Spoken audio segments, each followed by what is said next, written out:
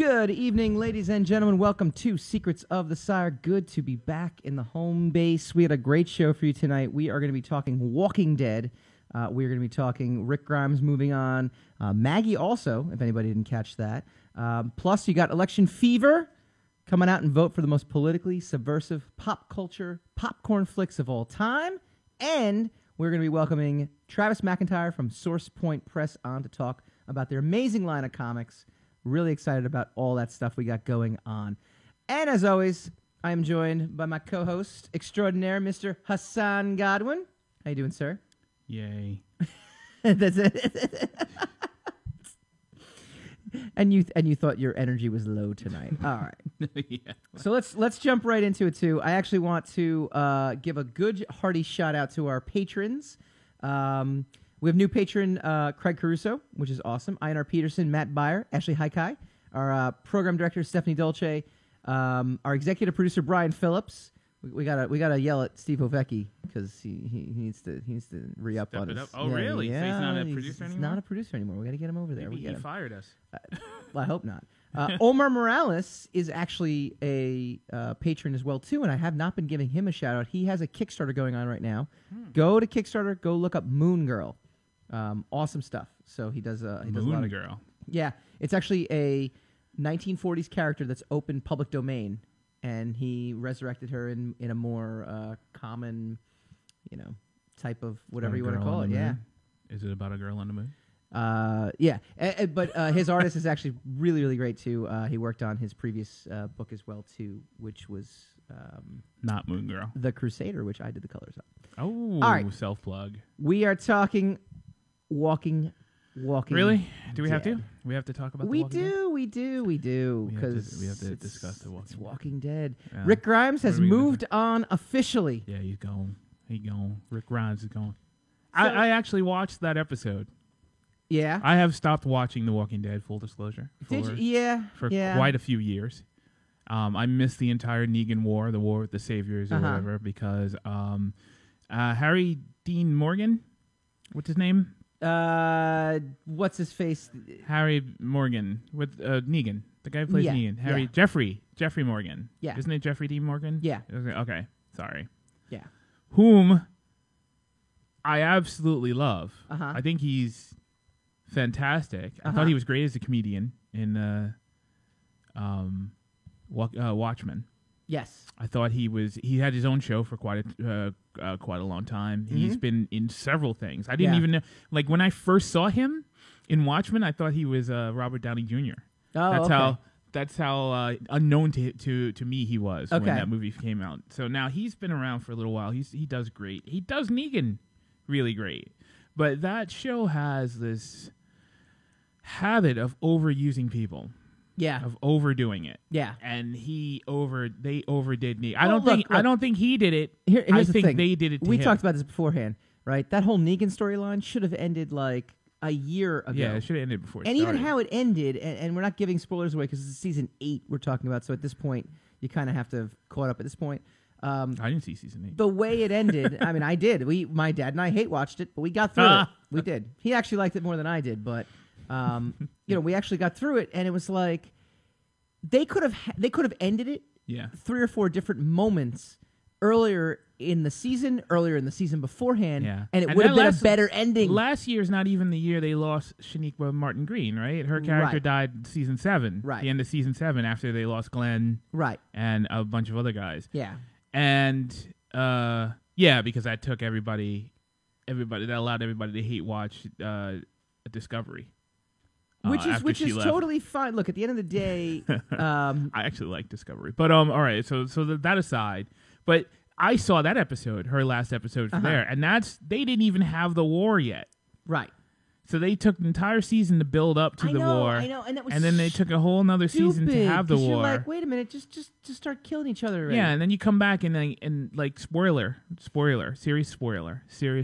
Negan didn't even die at the end of the war. No. Which has now started some consternation between Maggie and Rick at the beginning of season 9. Right. Because she's pissed at Rick for trying to put together a whole new civilization. Right. And not killing people arbitrarily because, because they run Well, around 'cause she hitting was people in the pissed. head with bats. And she was pissed because obviously he killed Glenn. Yes, because that which is the sequence that made me stop watching the show was when they did the murder porn with Glenn for about 5 minutes, where they bashed his head in for like literally 5 minutes, and I was like, all right, you know what, I'm done, I'm done, right. I'm not. But I understand what you're saying. I'm just saying they have a habit, they have a tendency to overdo things. Yes. That said, before we even get into the last episode of Rick Grimes was not a bad episode. Okay. It was a pretty good episode. It did the old subvert expectations kind of thing. So, I mean, right. it did the... Wait, before we begin... I'm not going to say anything. No, we're going to... That's our spoiler alert. That's our spoiler People alert. Are supposed to know that's a spoiler alert? Well, I'm stopping time. No, you're snapping your fingers. There you go. And basically we were saying we need to have these talks before the show, you know? I need the interns to come up with some Dan, get me some spoiler audio. That's right. I'm looking at you. Done. Yeah. All right. There you go. That's how you delegate. That's shit. how Bing. That's how this operation is run, obviously. You know. Yeah, that's how it does. All right. So anyway, getting into it now. If you haven't watched the episode on Sunday, I apologize, but this is season 9 at this point. You have no excuse. I mean, you're pretty much in the boat of I am still a diehard Walking Dead fan, or F this show. Just spoil it for me. I don't care. I'll see it eventually. Or F this show. Right. Andrew Lincoln did officially depart. So did Maggie. We'll get into her in a second. If she hasn't left yet. But no. She is official. That was her official last episode. Yeah, we'll get into that in a second. Yeah. What? Yeah. What? We're not going to get into specifics of what it is, but the outcome was Rick did not die. He was spirited away because they are about to do 3 TV movies. Yes. Based off of Rick Grimes, which they announced in the Talking Dead. Yeah. Right after Rick Grimes' last episode. He will reprise his role as Grimes in a trio of big-budget, feature-length movies that will air on AMC. How it happened, the 3 movies grew out of a conversation. Content officer Scott Gimple, he's been reduced from executive producer to content officer. And Lincoln had as far back as season 4 of the AMC zombie drama. The duo, who both have what Lincoln described as young families, decided that the actor would exit the series in season 8. So they've been planning this for like 4 or 5 years now, which puts the question, it's too little too late at this point. I mean, you know, not for him. This was not for well, okay, from a Rick. creative standpoint versus a execution standpoint, I think, like, would we care as much if this was season 5 or 6 and they did this to Rick Grimes and they had 3 movies? It would be the greatest. Like, it would be either like, that, oh my God! or like if you listen to it, if they were planning it since season 4, like 4 or 5 years, they're planning for him to leave, and they knew they were going to have this, or they didn't know they were going to have this, but I mean, eventually they figured it out that they were going to have this big war in season 8. Yeah. Why wouldn't that be Rick Grimes' last episode? I know. In season 8? Wouldn't that be the unbelievable finale? I know. Is that Rick would die at the end of the season with Negan? I felt like the finale of but season 8. I guess they figured no one would come back for 9. Maybe. The finale of season 8 to me was just like that old Looney Tunes cartoon of like the car and the race, and it's just like, or like the Tom and Jerry cartoon, because that's all my son watches right now is Tom and Jerry.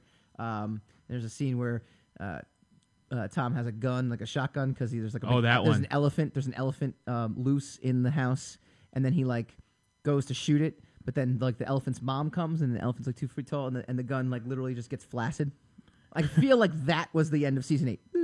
Like it was just like because they didn't kill Negan. No, I don't even care they didn't kill him. It was the pivotal scene where Eugene came back and he actually saved everyone because unexpectedly, what a twist! I was secretly working for the good guys. Yeah, he wasn't secretly working. In fact, he was really pissed, and he had a reason to be really pissed at the end. But no, I'm gonna somehow save everybody, and it's like really, dude, really. Listen. Rick Grimes could have killed Negan a season and a half ago. I'm sorry. What ended it for me was, and I've said this 100 times, and I've said this on this show. Yeah. All right. The whole Alexandria situation where they were going to vote Rick out off the island, right? They were going to get rid of Rick. Yeah. Because he was just there, and he was a hothead, and he was angry all the time. That was the less civilized Rick. That was everyone's favorite Wolverine Rick, right? Yeah. And They were all about to vote him out, but the guy whose wife Rick was negotiating with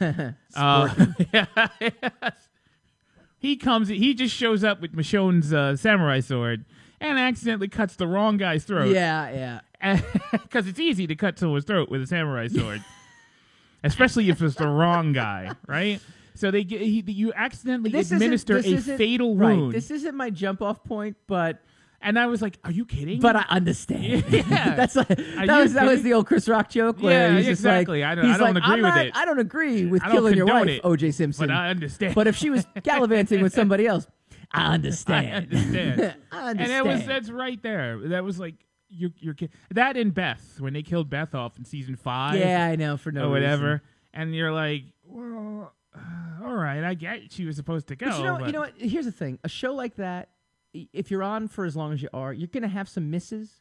They just can't be consecutive, and they can't be so dumbfounded misses where you're sitting there going like, because it's like okay, why did they do that? The whole show is a one-trick pony. Yeah, it's a zombie apocalypse.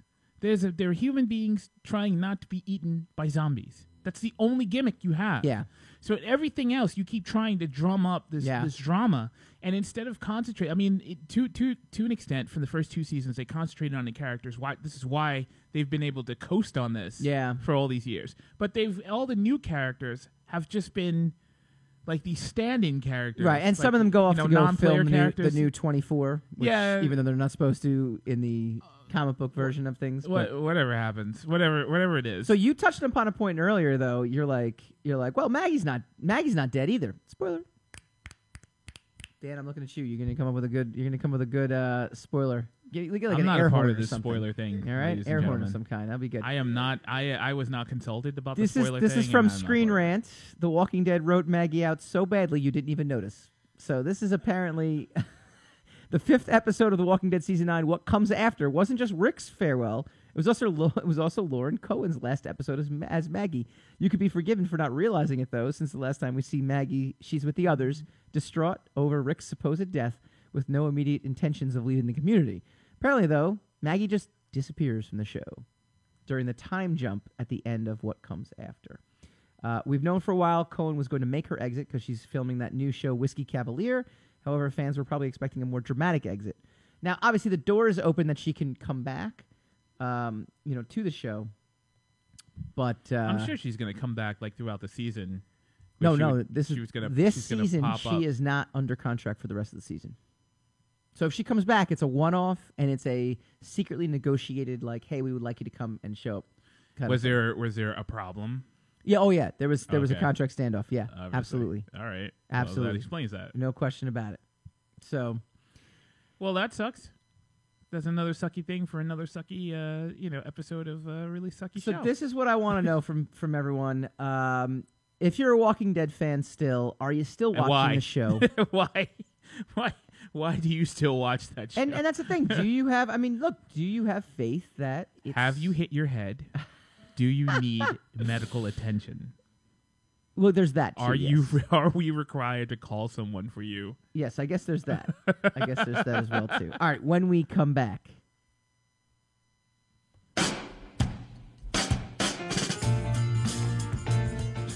You're listening to the Talking Alternative Network.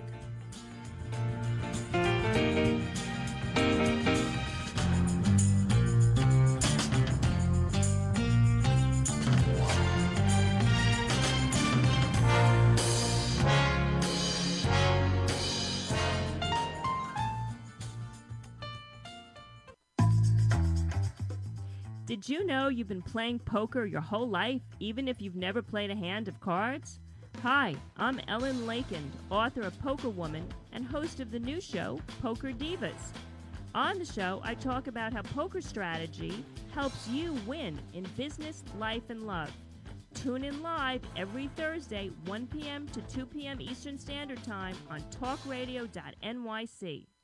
You're listening to the Talking Alternative Network. Are you stuck in a rut? Negative thoughts, feelings, and conversations got you down? Hi, I'm Noreen Sumter, the Potentiator. Tune in every Tuesday at 9 to 10 p.m. Eastern Time and listen for new ideas on my show, Beyond Potential, Live Life Your Way, on talkradio.nyc. Who do you want to connect with? Are you an entrepreneur or intrapreneur looking to build your following? Welcome to our show. Follow Me Friday with Joan and Priya. Tune in every Friday at noon Eastern on talkradio.nyc. We're your digital connectors. Woo woo!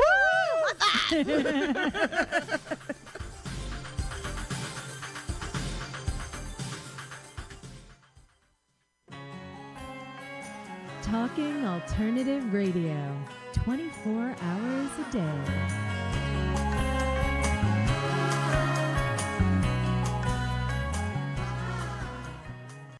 My vomit streak goes back to the 2010 Super Bowl. You haven't vomited in 8 years? I have a iron stomach. My 2-year-old son takes after me as well, too. He did the power hour, too, but it was milk. Still didn't vomit. Oh, well, I guess that's settled. Secrets of the Sire.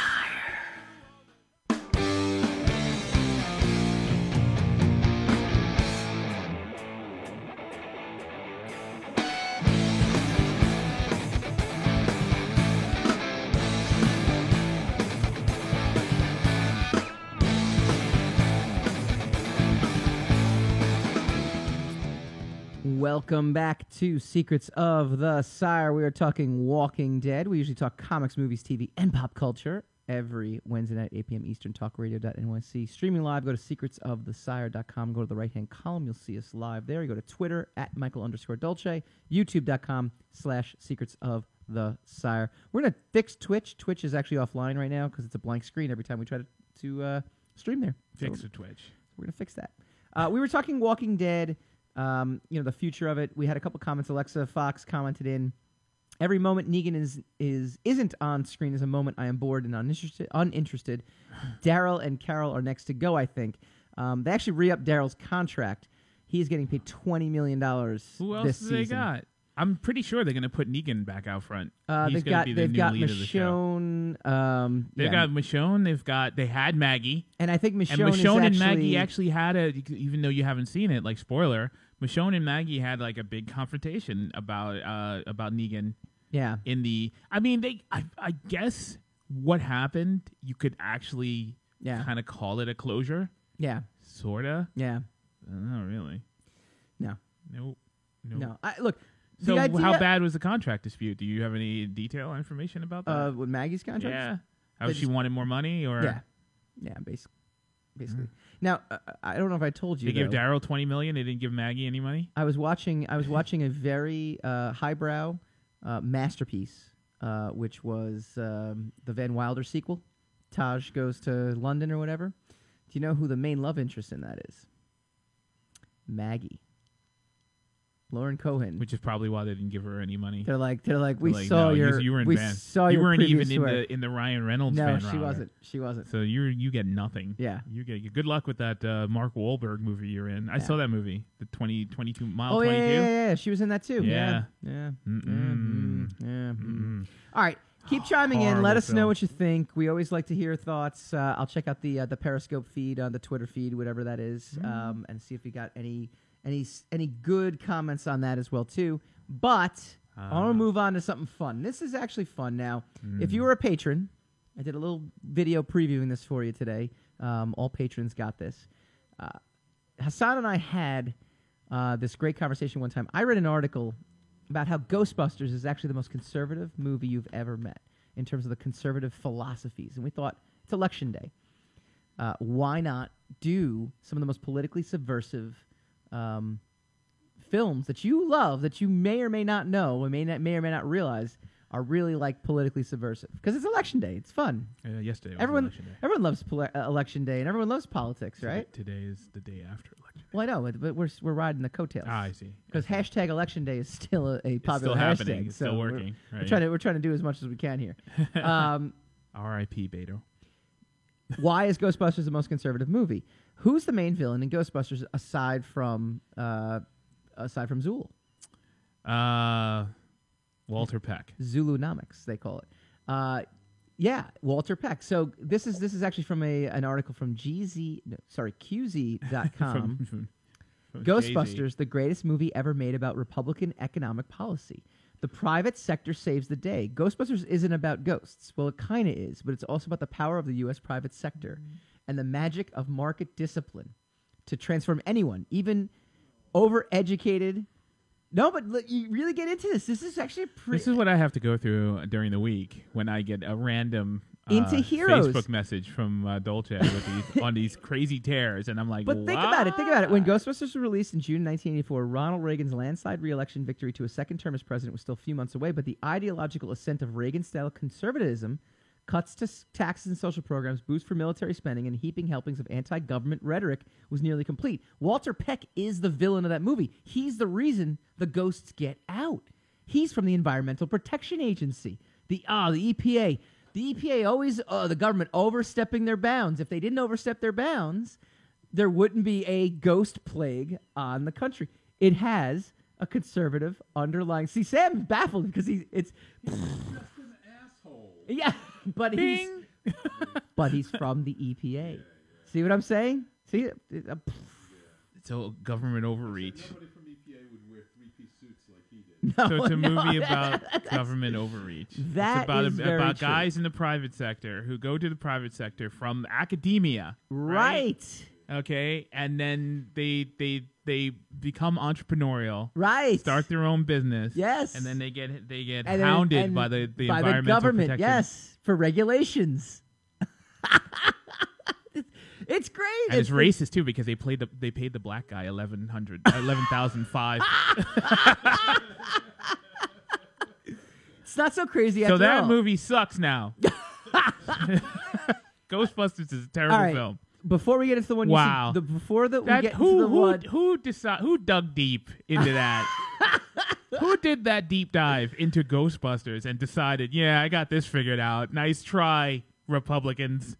even nice though Dan try. Aykroyd is, he co-wrote some other movies before that were actually very deeply liberal in nature. So I mean, I think it was a sign of the times, more or less. I don't know. A movie about a whole bunch of guys who put together a hodgepodge company to hunt down ghosts sounds kind of liberal to me.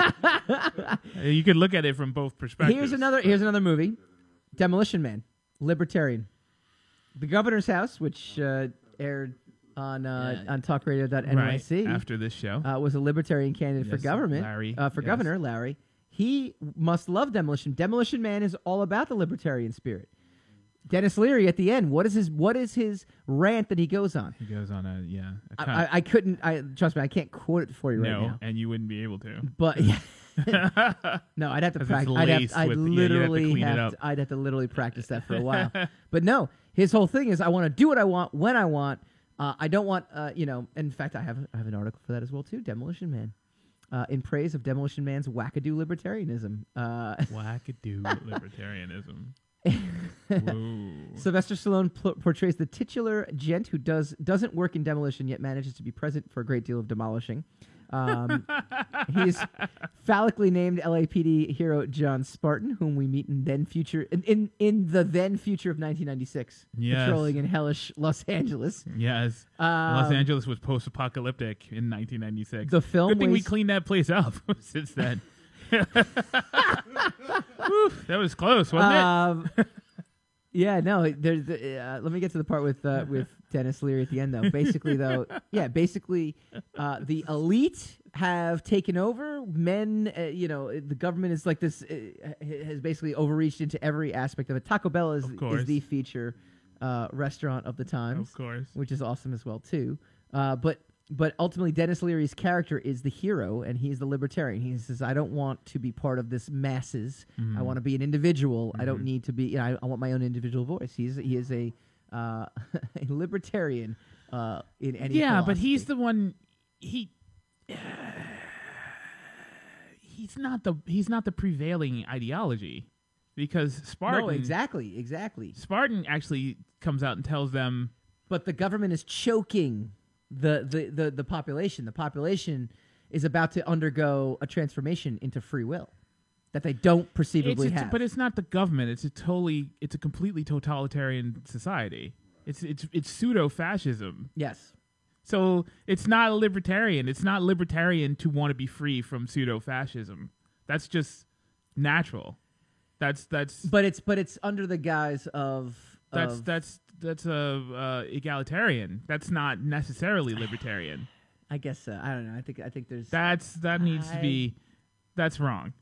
That needs to be studied a little more. Yes. This is just depressing. Jump Sam. to the next one. It's just Jump depressing, to the Sam. next one. Well, you wrote to me Starship Troopers. Starship Troopers is definitely a fascistic. It's a celebrate. The movie is a parody celebration of a fascistic society. Yeah. The book, not so much. The book is kind of leaning very fascist and not so much a parody of it. Yeah. I don't know if the book is necessarily its own satire. Warisboring.com says Starship Troopers is Donald Trump's perfect war movie. Oh, boy. Ever wondered how billionaire politics. Donald Trump might govern if he becomes president? This actually came out before he was elected. Whoa. We humbly offered Dutch filmmaker Paul Verhoeven's 1997 satirical masterpiece Starship Troopers as a possible preview. In the world of Verhoeven's film and the novel it's based on, the military permeates every aspect of life. The government gives preferential treatment to veterans, and the constant thrumming fear of the other keeps people pacified, afraid, and pro-military. Look at that. But meanwhile, there was just a lot of well, he wasn't in it. Well, and there was a lot of big bugs, so it was very distracting for the rest of us. And Hassan and I debated about this. That's not a true warning movie. A true warning movie is Idiocracy. And even the screenwriter of Idiocracy said, "I didn't think." I can't bring up the. I can bring. Well, actually, I have the intro, and I can bring it up right now. Nice. But he didn't think that he was writing things that would eventually come true. I forget what his quote was. He thought I didn't think I was Nostradamus. I thought I was just getting a paycheck. Hang on.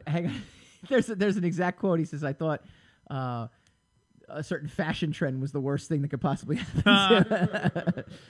Idiocracy.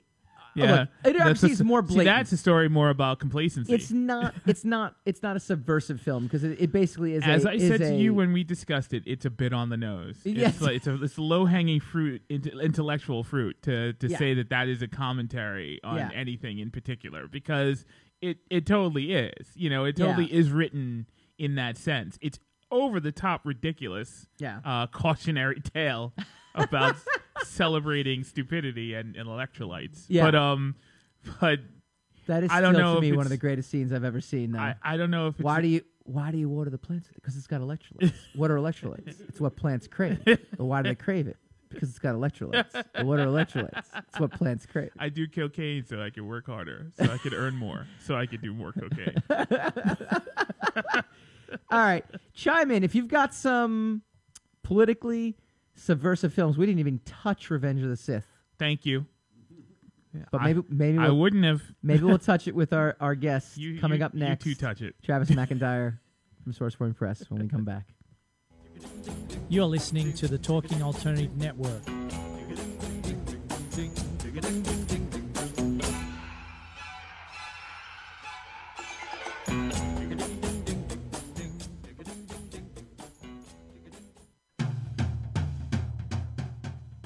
you like comic books and movies? How about TV and pop culture? Then you've come to the right place. Hi, I'm Michael Dolce, host of Secrets of the Sire. Joined every week by my co-host Hassan, Lord of the Radio Godwin. Together, we have over 15 years' experience creating graphic novels, screenplays, and more. Join us as we bring you the inside scoop on the pop culture universe you love to talk about. Wednesday nights, 8 p.m. Eastern, talkradio.nyc.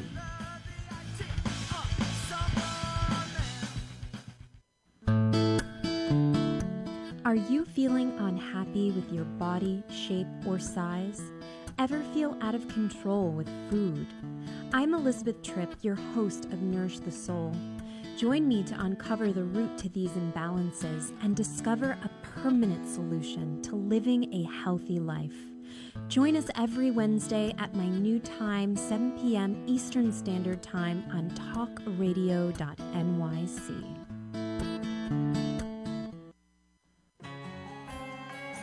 Talking Alternative Radio, 24 hours a day.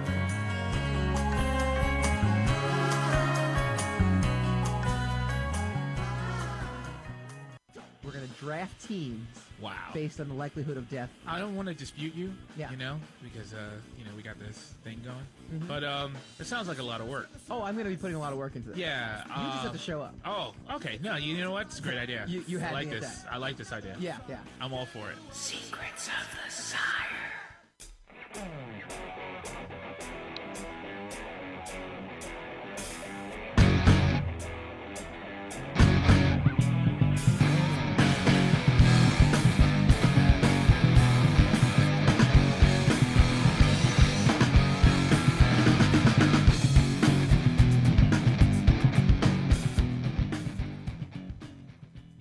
Welcome back to Secrets of the Sire. We do this every Wednesday night, 8 p.m. Eastern, talkradio.nyc. We are talking Walking Dead. We are talking politically subversive movies. But we're going to take a quick break to bring in our featured guest tonight, our spotlight on Travis McIntyre, the Source Point Press editor-in-chief. Mr. Travis, how you doing, sir? Good, fellas. How are you? We are doing well. Are you post-election out? Are you good? Are you easing back into life as we know it? Yeah. I mean, life as I know it never quite stopped. Honestly, election day for me was kind of a vacation. My 6-year-old didn't have school, so we got up early. We met another dad and his son, and we went hiking, and then we went to vote, and then we went to the bar. So, with the kids? You went with the kids? And then I got to watch the world become just a little bit less awful. There you go. So it was a pretty good day. It was a good day. It's a good bar, right? All right, so I'm going to give you a little... Didn't start off that good. Then it eventually got good towards the end of the year. And then I came up with the politically motivated movies. No, that's when it started getting bad again. That's right. That's right. It was good. All right. So this is. I want to give you a little backstory into me learning about your company. A mutual acquaintance of ours, Mr. Seth the Moose, who he and I are working on a project. We're gonna send it your way because I know you're a big fan of him. I'm talking. I'm a huge fan. He's one of my favorite artists. Yeah. Well, so he and I were at C2E2. And we were just chatting, and we had this project in the works for many, many moons. And eventually we're like, okay, he's like, hey, my schedule's clearing up. Let's do it. Let's do this. And I said, great. Where do we want to take this? Should we take it here? Should we take it there? Should we take it here? And he's like, Source Point Press. And I said, I've been hearing about them, but like, what's the deal? He's like, you just watch Source Point. So that was my first introduction to you guys, in the sense that you guys have been kind of like building your brand up organically over the last few months, years. Take me through it. Like, how did this all start up? Where did you guys come from? You guys are really blowing up now. Yeah, it's kind of one of those like overnight success stories over the last 6 years.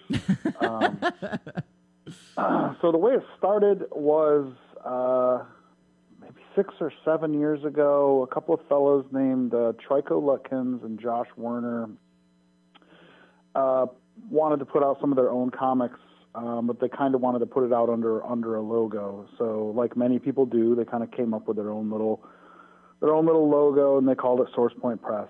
And at about the same time, I had founded a group here in Michigan, in the Detroit area, called the Michigan Comics Collective, which was kind of about getting a bunch of guys and girls all together who wanted to try to break into the industry, and put together an anthology, and then put it on Kickstarter, and kind of try to get to where we had, like, look, we made a book, and here's some professional-looking pages. So through doing these two things, I met Josh and Trico, and we all kind of gelled and got along really well. And then about 2 years later, after having done kind of several projects together, we sort of decided that I needed them and they needed me, and so we joined forces, basically. And then from there, we just kind of stuck with what we were doing, which is essentially we treated Source Point like it was a punk band, and we just never stopped going to shows. I've probably personally been to somewhere in the neighborhood of 300 shows in Dear the past God. 6 years. This year, SourcePoint will have done over 60 conventions. Dear God. Last year was well over 50. Of course, now we have like multiple teams across the country, so it's a lot easier. But before it was just kind of the three of us or two of us sometimes. But we were, never stop, just out there constantly. And then every city we'd go to, we'd take extra time and go visit shops. And, it was just a very organic thing. And as we kind of grew, and of course the company became more real, we started to attract, more people who wanted to put their books out and more people who were like us. They were grinders and they were people who were pushing hard. And, one thing kind of led to another, and then, I don't know. It was it kind of something else happened, and then something happened, and some of it has taken me by surprise. I mean, I usually I just tell people like, look, we worked really hard, and we were just there, and we had some really good books and we have some really talented creators, but honestly, some of it's like just right place at the right time. Sure. Having the right thing at the right time. We've had a lot of luck and we've had a lot of help, and we just refused to give up over the first several years, and now now it's kind of nuts. I mean, this month alone we've had a book at the Halloween Comics Fest that did 30-some thousand units. And, wow. We just had our October release of I don't know if you've heard of it. We had Ogre #1 hit shelves in October and sold out within a few days. That's of awesome. Its entire first print run. Wow. I mean, it's been. I don't know. It does. Even though I've been living it all these years, it still does kind of feel like, oh wow, how did this happen? Interesting. Wow. So it's just been nuts to start off and be like, yeah, we made an anthology and we got a couple handfuls of books, and now we just sat down with our editorial team and we've got 96 new books coming out in 2019. God. So I was just about to ask you, 2019. What is the expansion like? I mean, you were talking about this huge expansion, 96 books. How does that work? I don't know, man. This is a very good question. We look at ourselves and we're like, what the hell are we going to do? He's there every day like, I don't know how any of this works. Like, what is going on? How the hell are we doing this? You're just working from the bar the whole time. Yeah, exactly. I think that's really what it comes down Have to. another right? drink. Have another drink, and then another send. book comes out. Yeah, exactly. All right, talk to us about some of the releases you're excited about coming out in 2019. The thing right now that I'm kind of most excited about is there's actually a book we've had in production for a really long time, and it's the book where our mutual friend Seth DeMuth did the art. Nice. We're from Michigan, Detroit area. If you're from this area and you got into comics in the late 80s and the 90s like we did, then one of the things you got into was a company called Caliber Comics. Oh, yeah. Okay. Caliber is, they were the first publishers of The Crow. Mm-hmm. They did the first published works of Mike Allred, Brian Michael Bendis, sure. James O'Barr. Yeah. They worked with Alan Moore. They worked with Neil Gaiman. People who worked with Caliber are now, the publisher of Scout Comics and the chief creative officer of Aftershock, and just a huge, huge, huge impact on the industry as a whole. And the editor-in-chief of Caliber was a man named Gary Reed.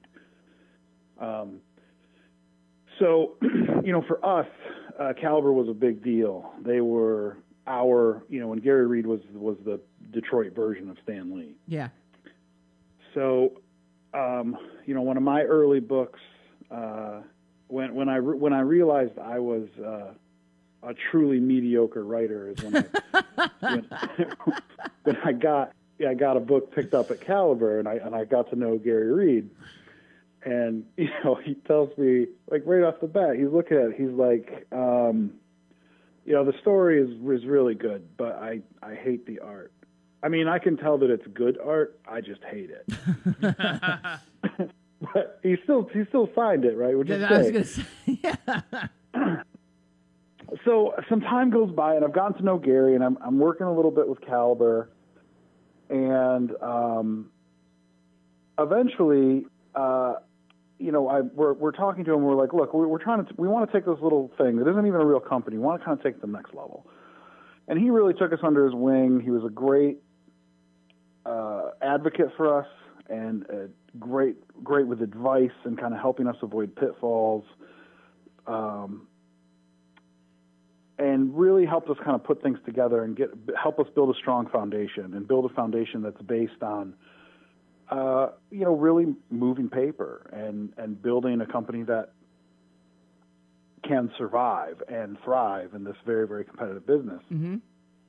And eventually, he had not written anything that was coming out as single-issue comics in years and years and years. Yeah. And this is a guy, he wrote Dead World for many, many years. This is a book that has sold over 1 million copies. He wrote all the Saint Germain stories, which are one of my favorite things ever. If you've never read them, I highly recommend you find them. Okay. And finally, just after harassing him for a solid year, he finally agreed to write a 5-issue series for us. And he wrote almost the whole thing, and we ended up hiring Seth to do the art. And at first, of course, Gary was very curmudgeonly about the whole thing. And then after he got the first roughs in, he was like, nope, I was wrong. This is the guy. And we got the first 2 issues completely done. And then very unexpectedly, last October, Gary unfortunately passed away. Oh. And now, right now, in November of this year, the full 5-issue series is complete, and the first issue of Savants #1 is in Previews Magazine right now. That's awesome. So we ended up, we're publishing the last thing ever written by a real industry legend. That's amazing. And a good personal friend of mine, and a huge mentor, and a hugely influential figure in Michigan comics, which is, that's kind of where our heart is. So that, I think, is the thing that is the thing I'm most excited about. I actually keep kind of starting, like, I've got to write something about this, mm-hmm. And I haven't been able to do it yet because I don't want to come off as super maudlin. But at the same time, I don't want to not make it be like, hey, this is really important to me. It's a big deal, right? We're book out into the world. Wow. So that's something that I'm extremely excited about. The Ogre series, #3 is in previews right now. That's by Bob Sally and mm-hmm. Sean Daly. They are doing incredibly well, and has raised our profile a huge amount. Mm-hmm. We've got a movie that just finished. I was going to ask you about that. Year. Yeah, I was going to ask you about the movie, Rotten Tail. Yeah, one of our earliest graphic novels was a black and white creature feature by a writer named David Hayes, who is sort of a C or maybe D list horror movie celeb, like superstar. He's written all these scripts, and he's been in all these weird movies, some of which are amazing and many of which are awful, but all of which are very strange. All of which exist, though. Yeah, and so he writes this script, and it's like, it's essentially riffing on Spider-Man, except that it's a lab assistant gets, bitten by a mutated rabbit and turns into a demented, murderous Easter bunny and sort of like murders his way through everyone who did him wrong. Of course. it's really just stupid. It's one of the dumbest things. But it tickled me at the time, and we released it, and we did really well with it. It was one of our first graphic novels that we were like, hey, apparently it's possible to have more money after you publish a book than that doesn't happen. Which we had no idea that was a thing. Those are lies. Those are vicious lies you're trying to have reporting over the airwaves right now. So that came out, and then one thing led to another, and it got optioned, which at the time we were like, oh my goodness, we had a thing get optioned. Yeah. Behold. And then we quickly learned that that means absolutely nothing other than it's going to sit there for a year and do nothing whatsoever. There are people that buy stuff. There are studios that buy things just so other studios can't make them. Like they literally will fight over option rights. Now that being said, I want to get something out. Yeah, I'll take it. I'm really trying because it's a nice little paycheck too. I'd like someone to option something and not make it. Yeah, option this. Don't make it. Just option it. Thank you. we've got about 30 seconds left in the segment. Can you tell everyone out there where they can find your stuff and how they can get a hold of SourcePoint Press? Yeah, you can find us at sourcepointpress.com. You can find us on Instagram at SourcePointPress or Twitter at SourcePTPress or on Facebook, just searching SourcePoint Press.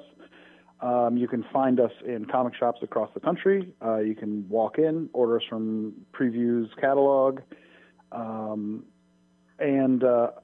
Probably the main way is you can find us at pretty much every major and many not so major comic conventions from coast to coast. That's awesome, and I will definitely look for you. My next convention is going to be C2E2, I think. Taking a little bit of a breather. We'll be there. Yeah, we have since we're close to Chicago, we have an enormous place in C2E2. Awesome. Travis, we'll be talking, I'm sure, but I want to thank you for joining us. All right, when we Thank you guys. It was really fun. Absolutely. When we come back, we will go spinning the racks. You're listening to the Talking Alternative Network.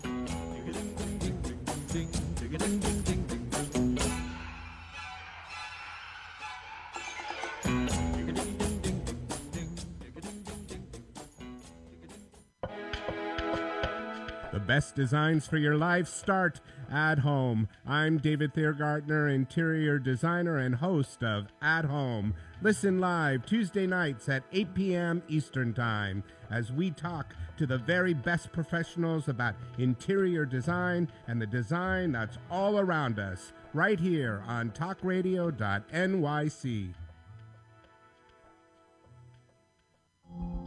Are you a conscious co-creator? Are you on a quest to raise your vibration and your consciousness? I'm Sam Leibowitz, your conscious consultant, and on my show, The Conscious Consultant Hour, Awakening Humanity, we will touch upon all these topics and more. Listen live at our new time on Thursdays at 12 noon Eastern Time. That's The Conscious Consultant Hour, Awakening Humanity, Thursdays 12 noon on talkradio.nyc.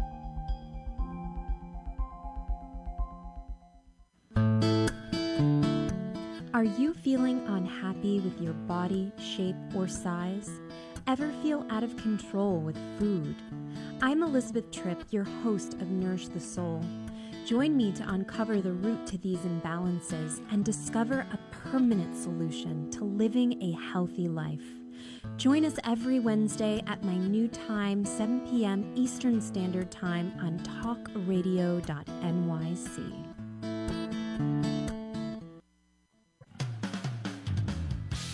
TalkingAlternative.com.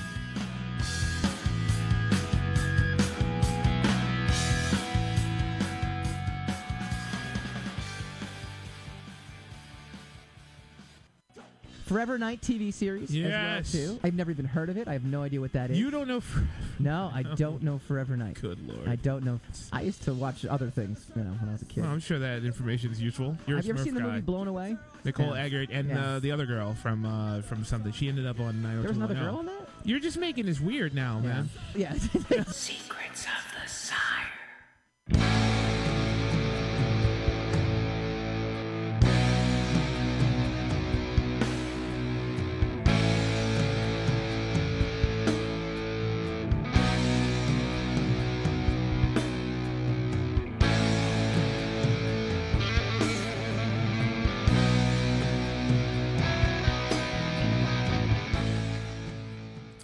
Welcome back to Secrets of the Sire. We do this every Wednesday night, 8 p.m. Eastern, talking comics, movies, TV, pop culture. Before my voice goes out. I want to thank Travis McIntyre, Source Point Press. Do check them out. They are everywhere, and they're doing some awesome, awesome things. So pretty excited to have them on. They don't know how they're doing it, but they're doing awesome. Sam, our producer's like, he raised the bar. We have to be funny now. Yes, everybody has to be. I got nothing. I got nothing. That's why we will go spinning the racks. That's still not funny. Spin the rack, spin that rack. Bringing you the most fantastical pop culture news. I found a couple. I found a couple you're gonna like, Hassan. You're gonna really like this one. Thanos did nothing wrong, according to a new study. If you're a fan of the Marvel Cinematic Universe, this is from comicbook.com. There's one thing you probably know. Thanos is the villain of Avengers Infinity War. After all, he went to pretty brutal lengths to acquire the Infinity Stones, then snapped his fingers and turned everyone to dust. Not it's everyone. Clearly the work of a villain. Turns out, depending on your perspective and how you weigh out overall actions and consequences, a new study finds that while some villains may have some dubious morals and values when it comes to their actions, it's the heroes who carry out more violence. The researchers watched 10 of the top-grossing superhero movies between 2015 and 2016, both Marvel and DC. Think films like Age of Ultron, Suicide Squad, Batman v Superman, categorizing the major characters into good guys / protagonists and bad guys / antagonists. From there, they broke down each character's actions, and the findings are quite surprising. Good guys had an average of 23 violent acts per hour, while the bad guys only averaged 18. On top of that, the good guys were noted to be more likely to be seen fighting at almost double the rate of the villains, using lethal weapons and destroying property. That was the real shocker there. The really shocking numbers: heroes were committing murder at an astounding rate. There was only one category of acts where villains took the lead: bullying, torturing, intimidation, with 237 instances for villains, as opposed to 144 for the heroes. What were the movies and what was the research base? They basically movies between 2015 and 2016. Though? Again, if it was the top 10 of the 10 of the top grossing superhero movies. Vague metrics. Well, it's not so big. Hold on. Yeah, if you don't know the source point, right? You don't know Press? Press? That was last segment. Yeah. See what I did there? Yeah, see what I did there? Hilarious. Anyway, Avengers Age of Ultron. The snap of the fingers. See, that's good. That's the spoiler alert sound effect. Dan, I'm still waiting for that. All right. Think Avengers Age of Ultron, Suicide Squad, and Batman v Superman. Batman v Superman probably accounted for like 96% of all the kills by heroes, right? Just Batman just mowing people down with a machine gun. So the logic is how does Thanos did nothing wrong? How do we get to Thanos did nothing wrong if we're looking at all these other movies? I don't know. That was just the clickbait title, which I thought was pretty good. Mio. All right. So basically, the problem is that the villains are basically a violent act in and of themselves by existing. Mm-hmm. If the heroes don't have anyone to stop, no property gets destroyed. It's not like Captain America goes down like Riverside Drive just throwing his shield at people for practice, right? So it's catalyst. It's chicken and egg theory. Right. I think what it more boils down to is our tendency in this society now to lay blame at everyone, to look for basically a fall guy for every incident, no matter what, no matter what the circumstances are. Because if we just accept, okay, there's really bad people here doing terrible things, right? And this bad guy just fired a missile at my house, right? And so this other guy came along with a shield and he blocked the missile, right? And some of my house got destroyed instead of all of it. Then we appreciate that, right? But the way we are now, it's like if there wasn't a Captain America, there wouldn't be anybody with a missile trying to blow my house up. It's chicken and egg. It's not and though. There's nothing wrong. It's not though. Captain America was created because of these bad things. I'm Team Thanos. All right. Moving on, The Explorers. Remember The Explorers, 1985 movie starring a young River Phoenix and Ethan Hawke? It's being adapted for TV. No, because I was like an adult. I don't watch that crap. Didn't you watch that? No. That was one of my favorite movies as a bet kid. it was. They build a spaceship somehow, and these like kids, Somehow. they find stuff in a junkyard. You've watched. That's your favorite show. You don't even know how they. That was built one of my the favorite spaceship. movies when I was a kid, though. they stuck like a computer in it. Was Bottom line, really- no, I don't remember it. It was What's your take on it? Released in 1985, Explorer centers around a little boy obsessed with science fiction who keeps having dreams about a mysterious machine. Charting out his dreams reveals a blueprint that he and his two friends are able to use to construct a spaceship. And it's being made into a TV series right now. I'm very excited. Yay. All right, we'll move on to the last topic of the day. I thought for sure it's like one of the ultimate wish fulfillment movies. I never wished that I could build a spaceship. When I was a kid. You're killing me. All right, how about this one? Interstellar object may have been an alien probe. Harvard paper argues. So it came out. This is the thing that flew away? Yep. That was there and it flew away? Yeah, we're about to be invaded. A mysterious cigar-shaped object spotted tumbling through our solar system last year may have been an alien spacecraft sent to investigate Earth, according to astronomers from Harvard University.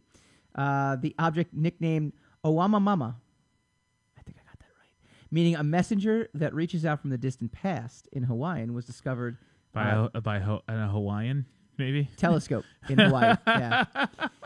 Since its Ask discovery, me how I know. I put these things together. Scientists have been at odds to explain its unusual features and precise origins, with researchers first calling it a comet.